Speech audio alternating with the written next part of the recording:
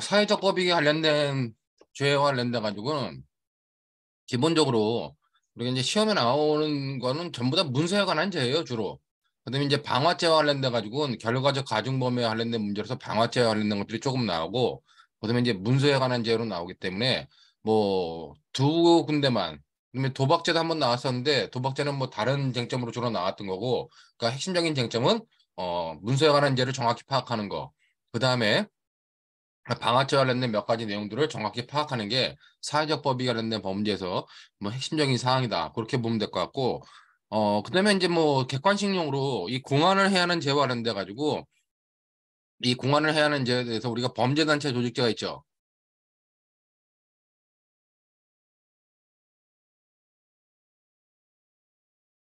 범죄단체 조직죄와 관련돼 가지고 이 범죄단체뿐만 아니라 어떤 그 집단도 우리가 이제 해당한다. 그렇기 때문에 최근에 관련돼 가지고 보험 사기와 관련된 거, 그다음에 보이스피싱 범죄와 관련된 거, 이런 것들도 우리가 전부 다 범죄단체 조직죄로 가중 처벌하고 있기 때문에 아마 2020년도에 나왔던 판례 있죠. 그 판례 같은 경우들 보험 사기와 관련돼 가지고 관련된 범죄단체 조직죄가 성립한다고 하는 판례들, 그런 것들은 우리가 객관식용으로 여러분들이 좀 봐둬야 될 거라고 판단이 됩니다. 기본적으로 방화죄와 실화죄 관련된 나오는데, 방화죄 관련돼 가지고 여러분들이 방화죄 구성 요건 체계를 좀 이해해 놓으면 되겠죠. 그렇기 때문에 방화죄 구성 요건 체계를 보면은 기본적으로 현주 건조물 방화죄, 그다음에 공용 건조물 방화죄, 건조물 방화죄, 그다음에 일반 건조물 방화죄, 그다음에 일반 물건 방화죄가 있는데, 일반 건조물과 일반 물건 같은 경우는 타인 소유와 자기 소유는 나눈다.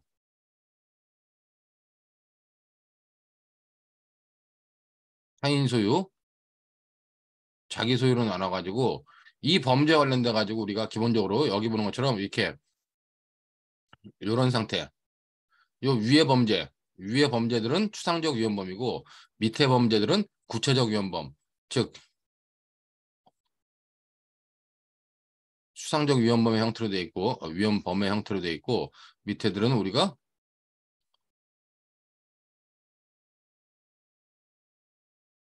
구체적 위헌범의 형태로 돼 있다. 뭐 이런 방화죄의 기본적인 체계들을 여러분들이 이해하고 있으면 크게 문제되지 않을 것 같고, 그다음에 이제 핵심적으로 문제되는 것 중에 하나가 이 현주건조물 방화죄와 관련돼 가지고 이게 164조 1항인데 164조 2항에는 현주건조물 방화 시사상죄가 있죠. 그렇기 때문에 얘는 결과적 가중범인데, 이 현주건조물 방화 시사상죄 관련돼 가지고 이거는 부진정 결과적 가중범이다. 부진정 결과적 가중범이므로 이와 관련돼 가지고 이에 대한, 즉 여기 보면 치사상에 대해서, 요 치사상에 대해서 우리가 과실이 있는 경우뿐만 아니라 고의가 있는 경우도 이 현주건조물 방화 치사상죄로 처벌할 수 있다. 그런 핵심적인 내용들을 보면 될 것 같고, 그런 내용들이 방화죄의 핵심적인 내용이고, 방화죄 관련된 우리가 이미 앞에서 다 봤던 부분이에요. 그렇기 때문에 봤던 부분에 관련된 것들 몇 가지 한번 정리해 보면은, 먼저 14년도 3회 변호사 시험에 나왔던 건데 이건 결과적 가중범을 설명했습니다. 자, 화가 난 을은 이제 을이 갑을 살해할 의사로 갑의 집에가 주변에 휘발유를 뿌리고 불을 질렀어요. 자, 을이 불을 지른 거죠. 휘발유를 뿌리고 불을 질렀습니다. 자, 불을 질렀다는 얘기는 우리가 기본적으로 실행에 착수했다는 거죠. 방화죄와 관련돼 가지고 실행에 착수했는데 갑자기 치솟는 불길에 당황하여 갑에게 전화해 집 바깥으로 빠져나오게 하고, 그다음에 갑은 간신히 목숨을 건질 수 있었습니다. 자, 그럼 얘는 뭐냐? 얘는 기본적으로 화가 난 을이 어떻게 했냐? 갑을 살해할 의사로, 살인의 고의로 불을 찔렀다. 그럼 얘는 기본적으로 현주 건조물 방화 치사죄가 성립할 수 있지 않겠느냐. 를 논해봐야 되는데, 여기서 현조건조물 방화치사죄는 성립하지 않죠. 왜냐면은 현조건조물 방화치사죄는 비록 이 사망의 고의가 살인의 고의가 있었다 할지라도 이와 관련돼 가지고 우리가 현조건조물 방화치사죄와 관련돼 가지고는 미수범 처벌 규정이 없습니다.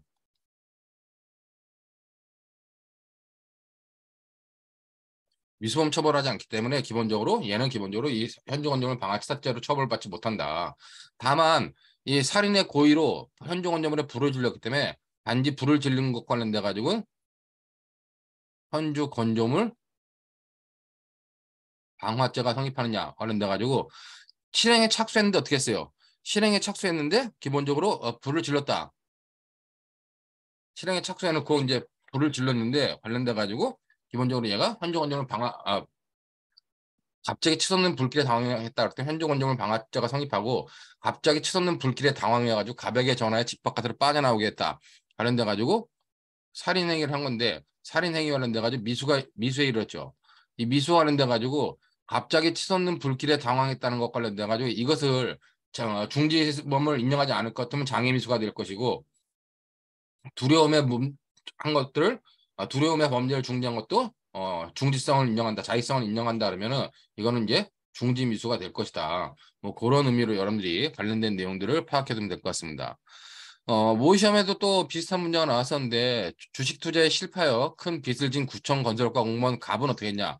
갑은 화재보험에 가입되어 있는 자신의 집에 불을 놓아가지고 화재보험을 나눠 받기로 친구 을과 병과 모의했어요. 그래 며칠 후 갑은 정오부터 2시간 정도 자신의 집에 가족들이 외출하고 없다고 을병에게 알려줘가지고 자신은 알리바이를 위하여 그 시간에 직장에 있으면서 필요한 사항은 그때그때 휴대폰 문자 메시지로 알리겠다 그랬습니다. 자, 이와 관련돼 가지고 결국 이에 따라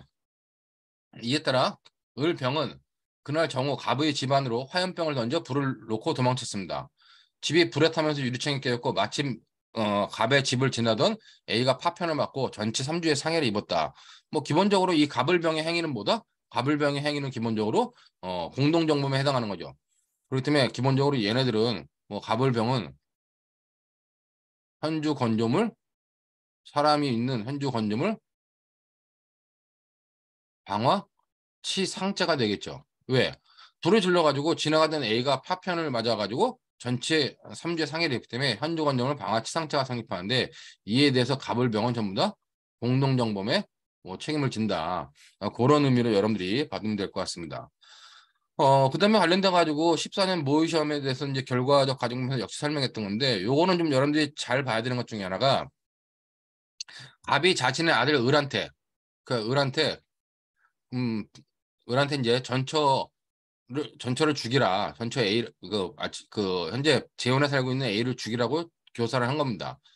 자, 갑은 을은 미리 갑이 알려준 대로 갑이 집을 비운 사이에 A가 자고 있는 주택에 몰래 들어가 강도가 범죄 은폐할 목적으로 방해하는 것을 유장하기에 서재에 있던 옷가지 등을 물건을 가지고 A가 자고 있는 안방과 연결되는 마루에 흩어놓은 다음 그 옷가지에 휘발유를 뿌린 후 불을 질렀어요. 자, 불을 질렀으나 불길이 갑자기 치솟는 것을 보고 겁이 나서 불을 껐다는 얘기입니다. 여기도. 불길이 갑자기 치솟는 걸 보고서 겁이 나서 불을 끈 다음 A의 집을 황급히 빠져나왔어요. 근데 이제 A는 어떻게 했냐? 연기에 질식되어 병원에서 치료를 받다가 결국 폐부종 증세로 사망했다는 겁니다. 자, 을이 현주 건조물에 있는 사람을 죽이기 위해서 불을 질렀기 때문에 이와 관련돼 가지고 이 부분은 현주 건조물 방아치사죄가 성립했을 것 같아요. 근데 여기 보는 것처럼 현주 건조물 사람이 죽었기 때문에 방화치사죄가 성립할 수 있을 것 같은데 여기서 현주 건조물의 방화를 해가지고 이 치사의 결과가 발생했을 때 이 치사의 결과와 관련돼 가지고 우리 법조문이 뭐라고 돼 있냐? 우리 법조문 자체가 제1항 제1항은 현주 건조물 방화죄입니다. 1항의 죄를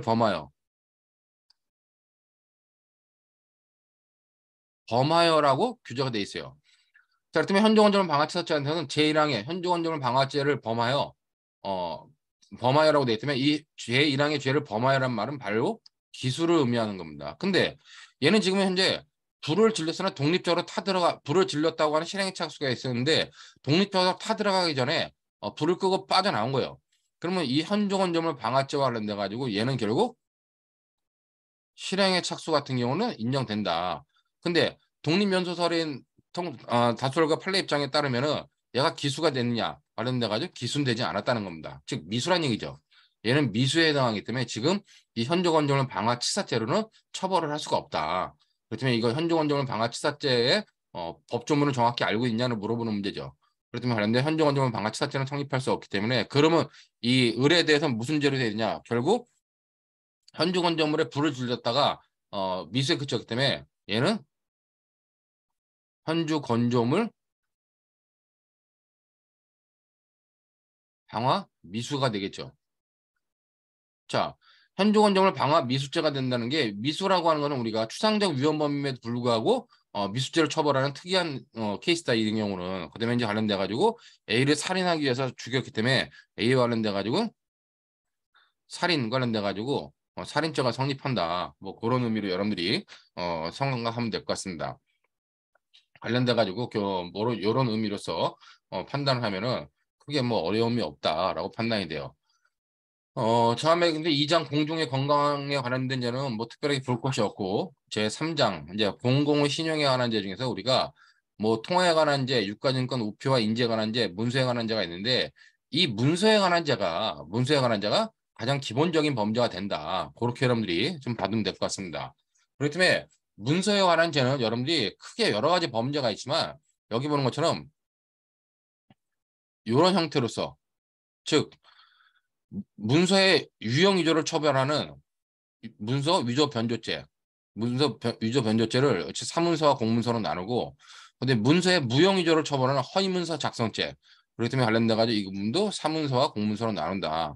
이렇게 유형 위조나 무형 위조된 문서들을 위조하는 것, 위조된 문서 등을 행사하는 행사죄가 있고, 그 다음에 이 문서 부정행사할 때 이 문서는 뭐요? 이 문서는 진정한 문서, 진정한 문서를 자 여기 문서 부정행사죄와 관련돼 가지고 여러분들이 꼭 알아야 될 건 문서 부정행사죄에 관련돼 가지고 내가 맨날 얘기하는 것 중에 하나가 진정한 문서를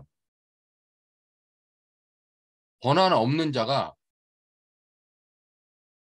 용도 내로 사용하는 경우 아니면은 권한이 있는 자가 용도 외로 사용하는 경우 그럴 때 성립하는 범죄가 바로 부정행사죄다. 그렇기 때문에 문서죄와 관련돼 가지고 이렇게 네 가지 유형의 범죄들을 처벌한다. 그렇게 여러분들이 받으면 되겠죠. 자, 그리고 이제 중요한 게 유형위조라고 하는 거는 유형위조를 기본적으로 처벌하는데 여러분들이 알고 있겠지만 유형위조는 뭐다? 유형위조는 작성 권한이 없는 사람이 문서를 작성하는 거. 그걸 갖다가 우리가 유형위조라 그래요. 자, 그다음에 무형위조라고 하는 건 뭐냐? 무형위조는 권한이 있는 사람이 내용을 허위로 작성하는 거. 내용을 허위로 작성하는 거. 이걸 우리가 기본적으로 내용을 허위로 작성하는 거, 이 경우를 우리가 무형위조라고 한다는 겁니다. 자, 그다음에 여기서 이제 위조냐, 변조냐 하는 핵심적인 사항이 나는데 위조라고 하는 거는 동일성을 해할 정도로 새로운 문서를 작출해내는 거. 그걸 위조라 그러고 동일성을 해하지 않는 범위 내에서 변경을 가하는 건 변조라 그래요. 그렇기 때문에 우리가 뭐 주민등록증이라든가 신분증에 사진을 바꾸는 정도는 동일성을 해야 하는 거기 때문에 위조에 해당한다. 그다음에 유통기한이라든가 날짜를 변경하는 것, 연장하는 것, 그 정도는 변조에 해당한다. 그런 의미로 여러분들이 이해하면 될 것 같습니다. 자, 여기에 기본 범죄는 뭐냐? 여기에 기본 범죄는 사문서 등의 위조 변조예요. 자, 그다음에 공문서 등의 위조 변조죄가 있습니다. 자, 결국 사문서를 작성할 권한이 없는 사람이 사문서를 작성하기만 하면 뭐다? 그거는 위조가 된다. 그다음에 이제 내용을 변경하는 건 변조가 된다. 공문서를 갖다가 권한이 없는 사람이 만들어내면 위조나 변조가 된다. 그런 의미로 보면 될 것 같고. 자, 그 다음에 여러분들이 중요하게 봐야 되는 것 중에 하나가, 중요하다기보다는 헷갈리지 말아야 되는 것 중에 하나가, 자, 여기 보는 것처럼 작용모형에 의한 사문서 작성죄가 있어요. 뭐 작용모형에 의한 공문서 작성죄도 있죠. 자, 요 범죄에 대해서 이걸 의미를 잘 이해 못하는 학생들이 있는데, 작용모형에 의한 사문서 작성, 작용모형에 의한 공문서 작성은 대리권이나 대표권이 없음에도 불구하고 대리권이나 대표권이 있는 것처럼 해가지고 작성하는 경우 그걸 우리가 작용모형에 의한 사문서 작성, 공문서 작성이라고 하는 겁니다. 그렇기 때문에 작용모형이라고 하는 건 뭐냐? 여기서 말하는 이 작용모형이라는 의미는 대표권이라든가 대리권이 없음에도 불구하고 마치 있는 것처럼 있는 것처럼 해서 작성하는 경우에 성립하는 범죄다. 그렇기 때문에 자격 모형에 의한 사문서 작성, 자격 모형에 의한 공문서 작성은 별로 케이스가 없죠. 그렇기 때문에 뭐 유형 위조 관련돼가지고 사문서 위조, 공문서 위조가 핵심 사항이다. 그렇게 여러분들이 받으면 될 것 같고, 자, 그다음에 이제 또 중요한 것 중에 하나가 여기 있는 범죄 중에서 자, 사전자 기록 위작 변작자가 있어요. 요즘은 문서가 전부 다 전자화돼 있기 때문에 이 사전자 기록에 대해서 위작 변작이란 말은 위조 변조와 같은 의미다. 그렇게 여러분들이 받으면 될 것 같아요. 그리고 제가 이제 여기다가 공전자 기록 위작 변작자는 여기다 놨는데 공전자 기록 위작 변작자도 실제로 보면 여기 있는 거나 마찬가지예요. 여기 공전자 기록 위작 변작자가 여기 있는 거나 마찬가지다. 그 정도로 보면 되는데 중요한 거는 사전자 기록 위작 변작자나 공전자 기록 위작 변작자 얘네들은 뭐다? 사전자 기록 변작이나 공전자 기록 변작자 관련돼 가지고 자 지금 색깔을 다른 걸로 할게요 이걸요. 여기서 말하는 사전자 기록, 공전자 기록, 위작 변작자와 관련돼 가지고는 자 기본적으로 이게 왜 이렇게 되지? 잠깐만 다른 색깔로 사전자 기록 위작 변작제 그다음에 공전자 기록 위작 변작제와 관련돼 가지고 얘네들은 우리 판례가 얘들은 유형위조만을 처벌하는 게 아니라 무형위조도 같이 처벌할 수밖에 없다. 왜냐면 전자기록에다가 누가 입력하는지와 관련돼 가지고 권한이 있는지 없는지를 파악할 수 없기 때문에 내용이 허위인 것까지도 포함시켜 본다. 그러므로 이제 우리 판례가 이렇게 사전자기록 위작 변작죄, 공전자기록 위작 변작죄는 기본적으로 두 개의 범죄, 즉 유형위조와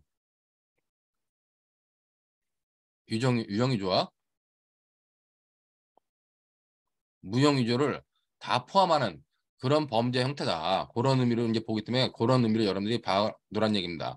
최근에 전원책 판결로 공문서에 대해서는 공전자기로 유작 변작에 대해서는 유형위조뿐만 아니라 무형위조를 처벌하는 거다 그랬는데 작년인가 재작년에 작년인 판례죠.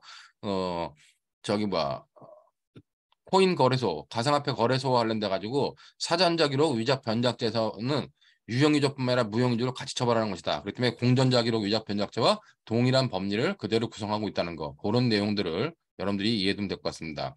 이것이 이제 사문서 위조 변조 관련된 내용이고 그 다음에 여기 이제 허위진단서 작성죄가 있는데 무형위조 내용을 허위로 작성하는 이 내용 허위와 관련돼 가지고 사문서 부분에서는 특별하게 처벌하지 않겠다는 겁니다. 원칙적으로. 다만 사람의 생명과 신체에 관련된 그 사실 문서인 허위 진단서 작성죄 등에 대해서만 내용을 허위로 작성하는 경우에 사문서의 경우에는 요 경우만 예외로 처벌하고 공문서 같은 경우는 일반적으로 공무원이 허위의 내용을 만들어내면 허위 공문서 작성죄로 처벌한다. 그다음에 이제 공정증서 원본 부실기재죄가 독자적 형태로 있는데 이거는 우리가 허위 공문서 작성죄의 간접정범 허위공문서 작성죄를 간접정범의 형태로 하는 경우를 예외적으로 처벌하려고 공정증서 원본 부실기재죄를 독립적으로 규정하고 있다. 그런 의미로 여러분들이 받으면 될 것 같습니다. 자, 그 다음에 이제 문서죄와 관련돼 가지고 여기 이제 행사죄가 있는데 행사죄는 이렇게 유형 위조하거나 무형 위조한 거를 행사하는 경우에 처벌하는데 여기서 행사의 의미와 관련돼 가지고 이 행사의 의미는 여러분들이 행사에 해당하지 않는 것 중에 하나가 자, 공범에게 문서 위조죄에 공범에게 전달하는 거. 위조된 문서 아니면 허위 작성된 문서를 공범에게 전달하는 거? 이거는 행사가 아니에요. 행사자가 성립하지 않는다. 그렇기 때문에 이런 쟁점 하나만 여러분들이 잘 받으면 될 것 같고 그러면 이렇게 유형위조인지 무형위조인지 전부 다 행사를 목적으로 하는 건데 이런 행사를 목적으로 유형위조나 무형위조를 하고 행사한 경우에 양자의 관계가 어떻게 될 것이냐 관련돼 가지고 우리 판례는 자 이거 뭐야 이게 우리 판례 같은 경우는 좀 부을게 가지고 자 이 범죄하고 이 범죄하고 관계를 어떻게 본다? 얘네들을 갖다가 자 다시 그러니까 요 범죄 있죠. 유용위조, 무용위조, 그다음에 행사죄 이렇게 행사죄와 관련돼 가지고 두 개의 관계를 우리 판례는 실경으로 본다. 이건 반드시 여러분들이 잊지 말아야 돼요. 그렇기 때문에 문서 위조 변조가 나왔다. 그다음에 문서 위조 변조가 나오고 그다음에 행사죄가 나왔다. 그러면은 두 개의 관계는 반드시 실체적 경합이다. 실체적 경합이라는 걸 여러분들이 반드시 잘 정리를 해두라는 얘기입니다.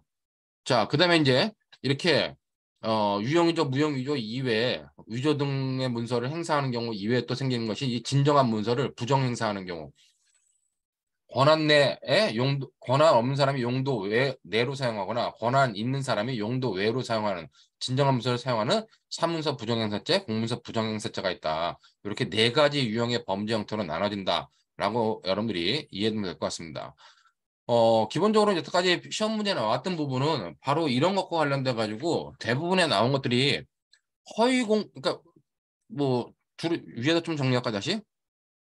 여기 보면은 관련돼 가지고 문제화돼서 나왔던 거, 문서에 관한 데서 문제화돼서 나왔던 것이 대부분 보면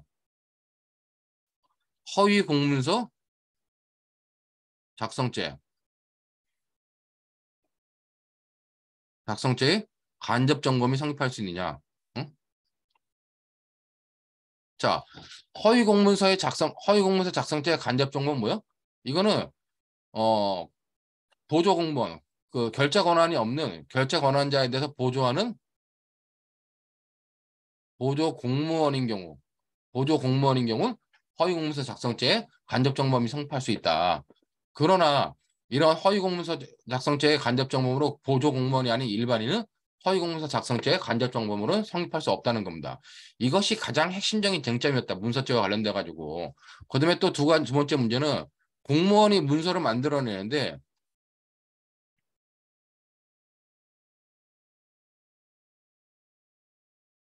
공무원이 문서를 작성하는데 작성할 때 결재권자한테 결재권자를 속여서 결재를 받았다는 경우와 어 공무원이 문서를 작성하는데 근데 결재권자 모르게 자기가 작성했다라고 했을 때 비슷한 케이스 같지만 완전히 다르죠. 위에는 뭐요?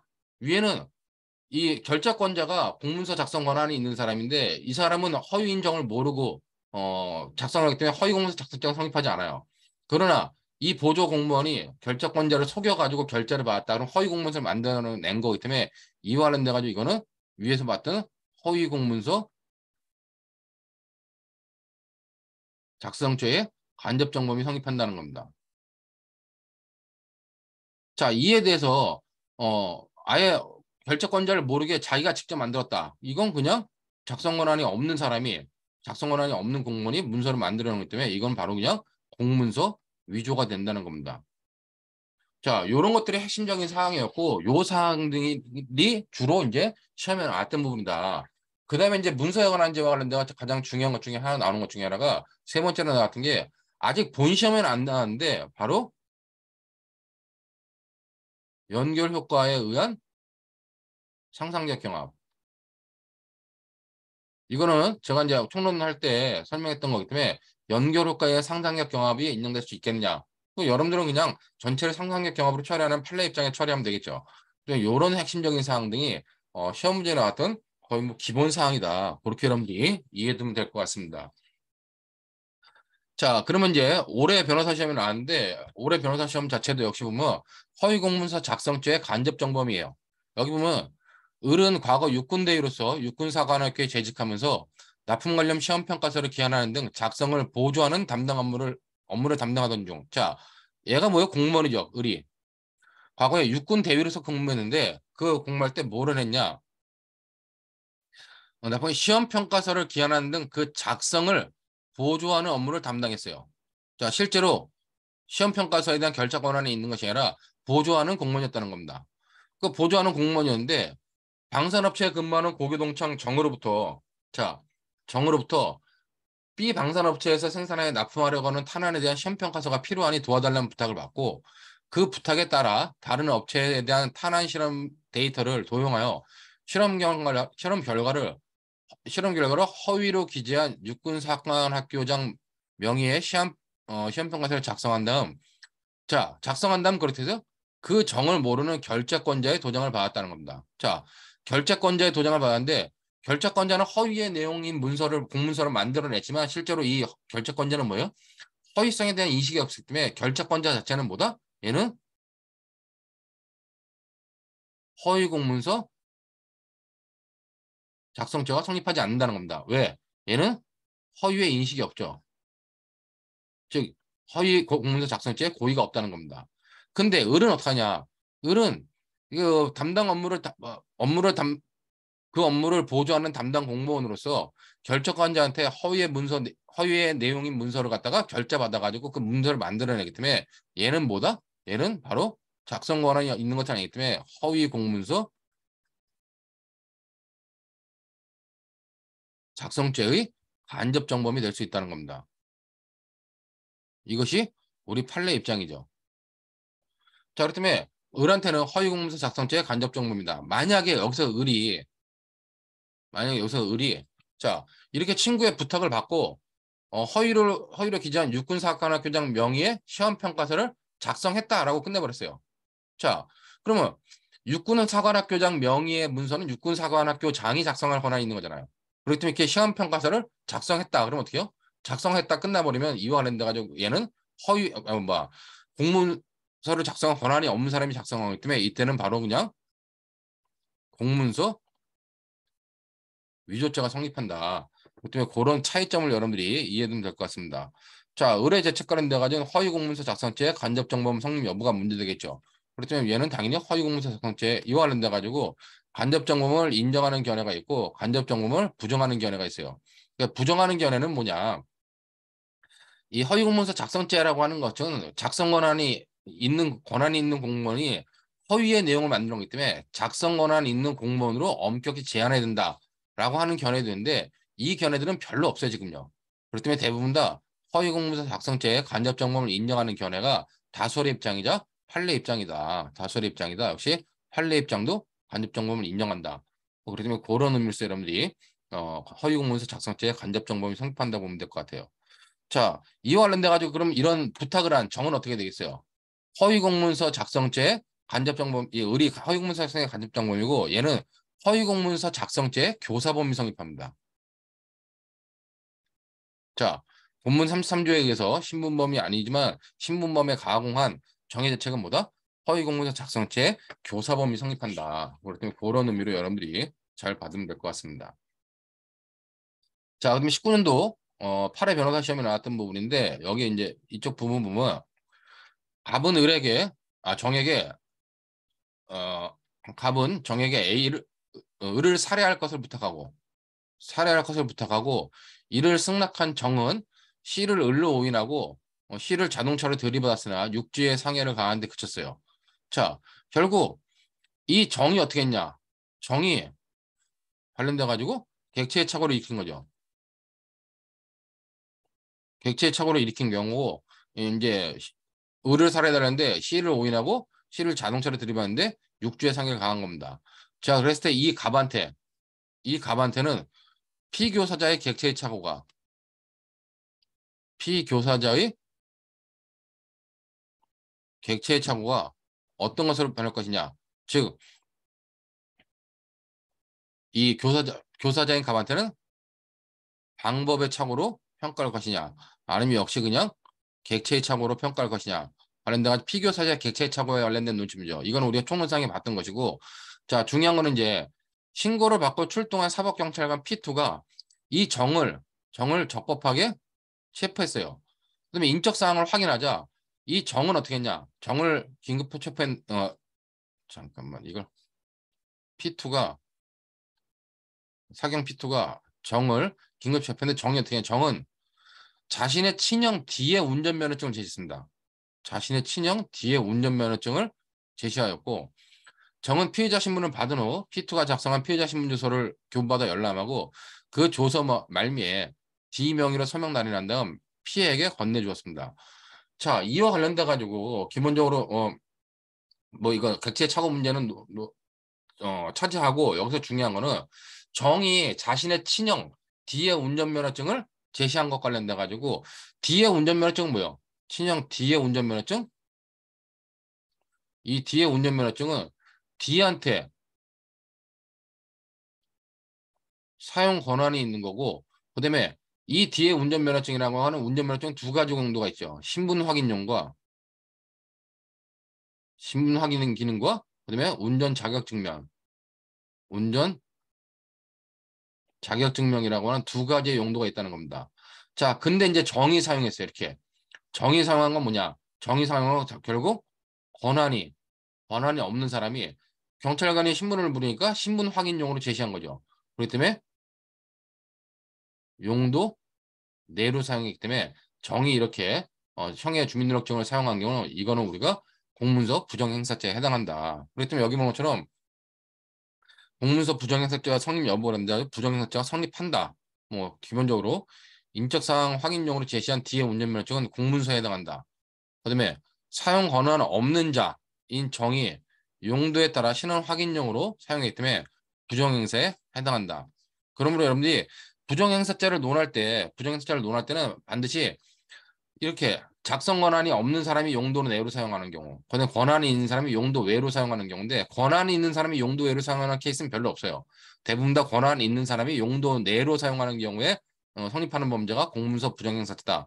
그리고 사안을 거기다 포섭시켜가지고 공문서 부정행사죄가 성립한다라고 보면 되겠죠. 그러면 당연히 공문서 부정행사죄가 성립하고 그다음에 관련돼 가지고 피신조서 끝에다가 D 명의의 서명을 했잖아요. D의 서명을 했기 때문에 그걸 한다 가지고 사서명 위조 그거를 피투 사경인 피투한테 제시했기 때문에 위조 서명, 위조 사서명 행사죄가 당연히 성립한다. 그런 의미로 여러분들이 받으면 될 것 같습니다. 그다음에 각각의 범죄, 공문서 부정행사죄, 그다음에 사서명 위조, 위조 사서명 행사 다 실체적 경합이다. 반드시 문서에 관한 죄는 실체적 경합이라는 걸 잘 언급해줘야 된다. 그런 의미로 보면 될 거고, 요 부분은 제가 앞부분에 우리 총론할 때 봤던 부분이에요. 근데 요 2019년도 12월 선고된 요 판례와 관련돼 가지고 객관식 문제에서 선택형이 나왔는지 모르겠는데 아직 사례형 문제는 한 번도 안 나왔어요. 그렇기 때문에 요거는 여러분들이 반드시 잘 파악하고 있으라. 그렇기 때문에 타인의 운전면허증을 여기 본 것처럼 타인의 운전면허증을 운전자격 증명용으로 사용하는 경우에 운전자격 증명을 사용하는 경우에 실물을 제시하는 건 공문서 부정행사죄 되지만 스캔 파일을 제시하는 건 뭐다? 이거는 도로교통법에서 요구하는 제시가 아니기 때문에 이건 공문서 부정행사죄가 성립하지 않는다라고 하는 요 케이스가 있기 때문에 요 케이스 관련된 내용을 여러분들이 잘 파악해둬야 된다라고 판단이 됩니다. 자, 그다음에 이제 문서에 관한 죄에 관련돼 가지고 또 18년도 7회 변호사 시험에 허위 진단서 작성죄 간접 정보 문제가 나오는데 이거는 아예 성립하지 않죠. 여기 관련돼 가지고 27도 문제를 보면은 자, 갑은 갑이 이제 뭐더라? 엽차가 승객인데 갑은 이제 요 위에 문제는 유전창 문제고 자, 갑은 좋은 일을 하려다 봉변을 당한데 억울한 마음이 들어 합의금이라도 두둑히 받아야겠다 생각하고 육안으로 보이는 상처가 없자 자, 스스로 머리를 벽에 부딪혀 이마에 상처를 냈습니다. 그런 다음 국립대학교 병원 소속 의사 B를 찾아가 을에게 맞아 상해를 입혔다고 거짓말하여 B에게 상해 진단서를 발급받았습니다. 자, 이랬을 때 국립병원 소속 의사 B 우리가 허위 진단서를 작성했는데 허위 진단서 작성죄의 주체가 될 수 있겠느냐 관련돼 가지고 허위 진단서 작성죄는 사문서 관련되기 때문에 일반 사립병원의 의사만 허위 진단서 작성죄의 주체가 되고 국립병원 의사는 이런 경우에 허위 진단서 작성죄가 되는 것이 아니라 허위 공문서 작성죄가 된다.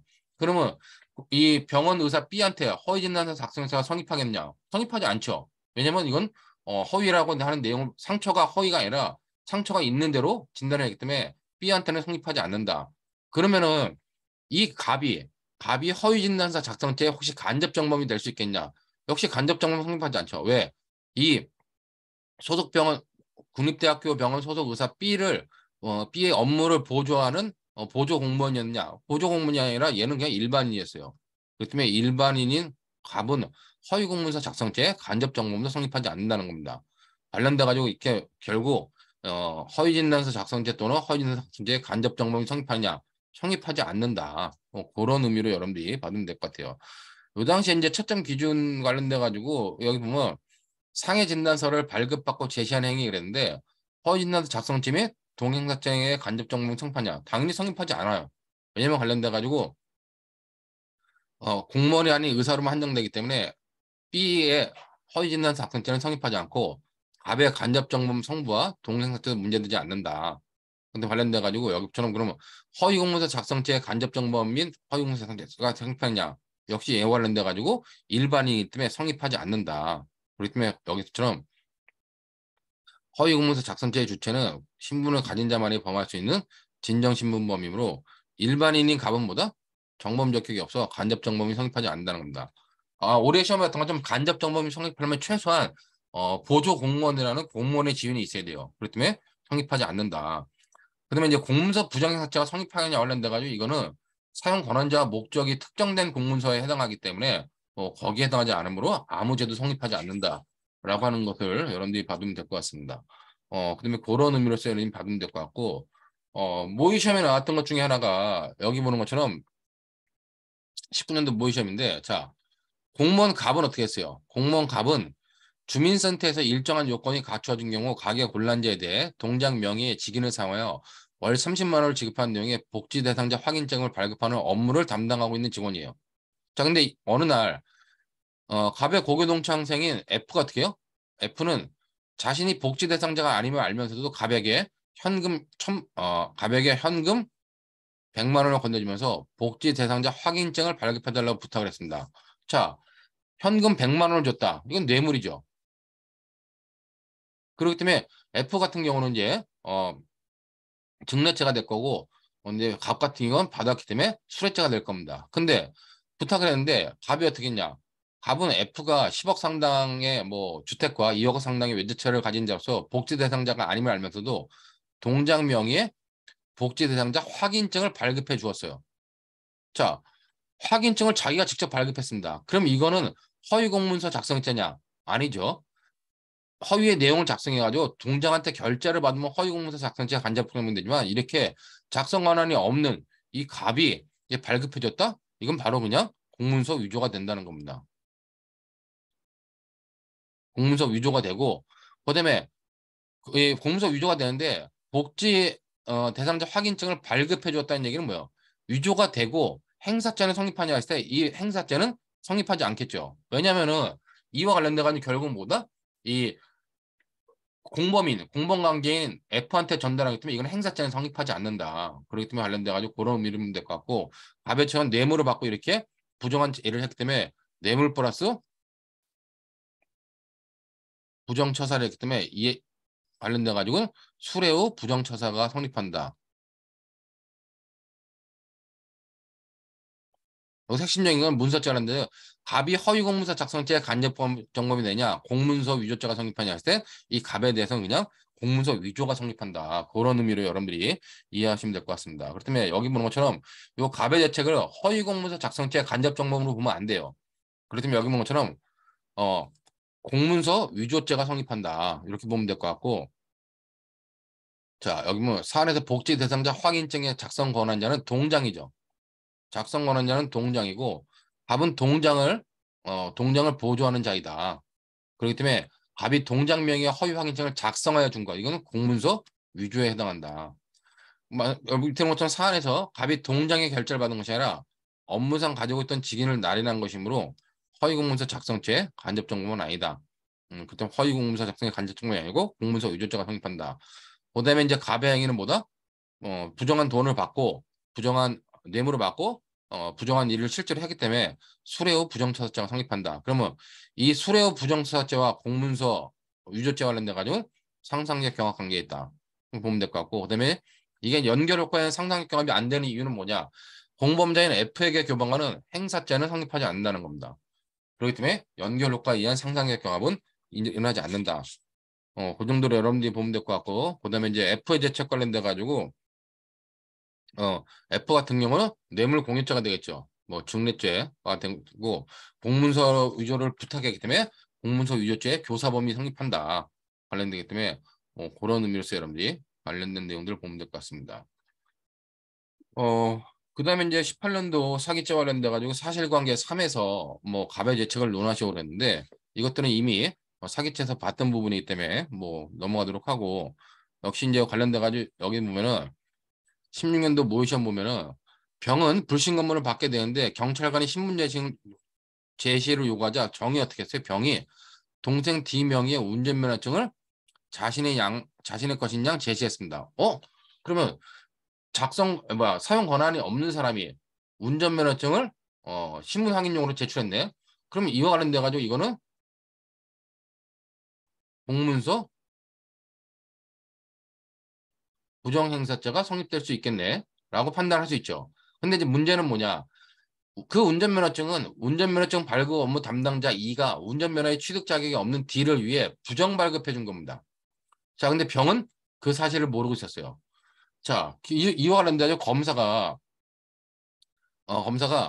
허위 공문서, 허위 작성 공문서 행사죄를 주의적 공사실. 그러니까 본의적 공사실로 허위 작성 공문서의 행사죄를 갖다가 주의적 공사실로 갖고, 그다음에 공문서 부정 행사죄를 예비적 공사실을 예비적 공사실로 하여 병을 기소했습니다.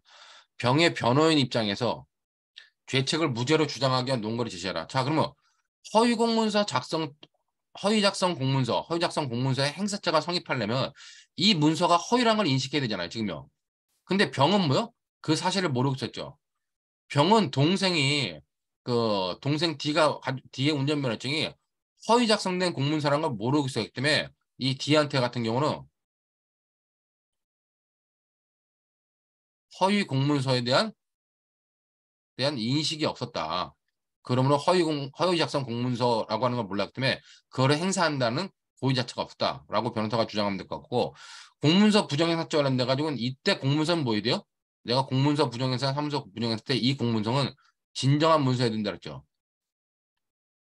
근데 이거는 현재보다 부정하게 발급된 거기 때문에 허위의 문서이기 때문에 이와 관련돼 가지고는 진정한 문서가 아니다라는 의미로 변호인은 주장하면 될 겁니다. 그렇기 때문에 이렇게 주의적 공소하시는 허위 작성 공문서죄에 대한 무죄 주장 관련돼 가지고 여기 보는 것처럼 병에게 허위 작성된 공문서라는 점에 대한 고의가 없다. 그러므로 성립하지 않는다 주장하면 될 거고, 그다음에 이제 예비적 공소하시는 공문서 부정행사죄 관련돼 가지고 진정하게 성립된 공문서에 해당하지 않는다.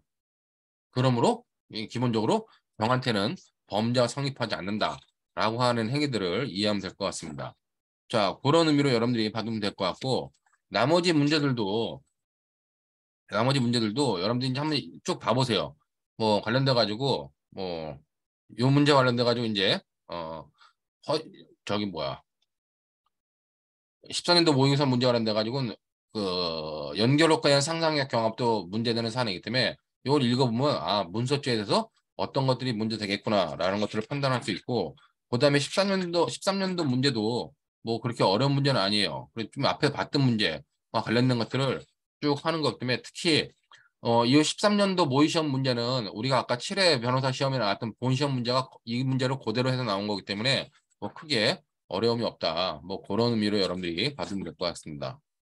이렇게 해가지고 문서에 관한 것들을 마치고 끝으로 이제 뭐 사회적 도덕에 관련된 이제 관련돼 가지고 도박과 복패에 관한 이제 관련돼 가지고 옛날에 이제 나왔던 것들이 요 문제인데, 여러분들이 잘 봐야 되는 것 중에 하나가 도박장과 관련돼 가지고는 여기 보는 것처럼 뭐 갑은 도박장을 직접 운영하기로 마음먹고 단속에 대비하여 직장을 잃고 놀고 있던 사촌 동생 을에게 도박장 영업을 도와줘 용돈도 벌고 도박장이 적발되면 내가 도망가더라도 네가 사장이라고 진술해달라고 제의했고, 을은 어떻게 했어요?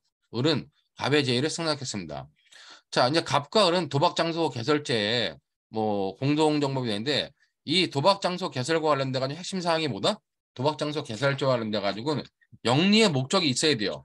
그렇기 때문에 여러분들이 영리의 목적이 있는지 여부를 잘 판단해야 되고, 자, 도박장소 개설 관련돼 가지고는 갑의 도박장소 개설제 성립 여부, 그다음에 을이 공동정범이냐 방조범이냐, 이건 당연히 공동정범이죠. 기능적 행위 지명했기 때문에 관련돼 가지고 이 도박장소 개설제 성립 여부 관련돼 가지고 공동정범이고, 이거는 영리를 목적으로 한다. 그러므로 영리 목적이 없는 경우는 우리가 도박장소 개설제가 성립하지 않는다. 그다음에 이제 핵심 사항인 사항은 이걸 낸다 가지고 요거죠. 병의 상습 도박죄의 성립 여부, 그다음에 이제 뭐 가배 교정인데 이 부분은 우리가 공범과 신문에서 봤던 부분입니다. 관련돼 가지고 공범과 신문에 봤던 부분인데 이 부분은 뭐냐면은 우리가 보통 33조는 신문범한테 신문범한테 비신문자가 비신문자가 가공하는 경우가 33조가 적용되는 거예요. 자, 그러면은 신문범이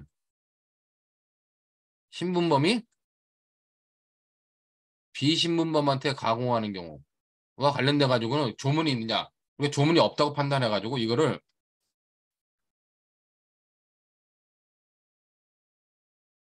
공범 종속성 일반 원칙에 따라 해결하는 경우 아니면 33조 단서에 33조 단서는 비신문자가 신문자한테 가공하는 경우나 신문범이 비신문을 가공하는 경우나 제한이 없기 때문에 13조 단서를 적용한다는 판례 입장이 있는데 이런 판례 관련돼 가지고 그런 내용들이 문제된다라고 하는 것들을 여러분들이 보면 될 것 같습니다. 뭐 기본적으로 요때 쟁점은 이 쟁점과 명확히 떨어지지 않지만은 여기 관련돼 가지고 갑의 교사행위가 33조 적용과 관련하여 상습 도박죄의 교사범인지 아니면 도박죄의 교사범인지와 관련된 문제가 그런 문제이기 때문에 그런 문제와 관련된 것들도 여러분들이 파악해 두면 될 것 같습니다. 그다음에 이제 얘와 관련돼 가지고 나머지 문제들은 공무집행 방해라든가 그런 부분 뒷부분에서 설명을 해요. 범인 도피죄에서 다 설명하기 때문에 뭐 특별하게 어렵지 않게 여러분들이 파악할 수 있다. 뒷부분에 가서 이 정도로 해가지고 공범 사회적 법익에 관련된 죄를 마치고 다음 시간부터는 우리가 국가적 법익에 관련된 죄들을 보도록 하겠습니다.